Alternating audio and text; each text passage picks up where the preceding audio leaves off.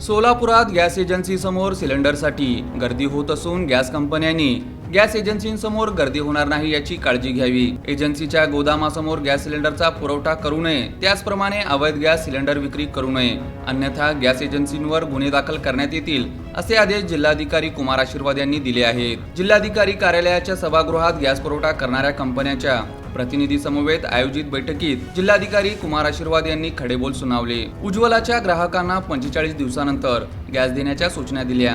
यावेळी जिल्हा पुरवठा अधिकारी संतोष सरडे, अन्नधान्य वितरण अधिकारी ओंकार पडोळे, गॅस कंपनीचे जिल्हा समन्वयक रघुकुमार, बीपीसीएलचे वरिष्ठ अधिकारी प्रवीण यादव, एचपीसीएलचे सागर चव्हाण व आयओसीएलचे सागर गौतम उपस्थित होते।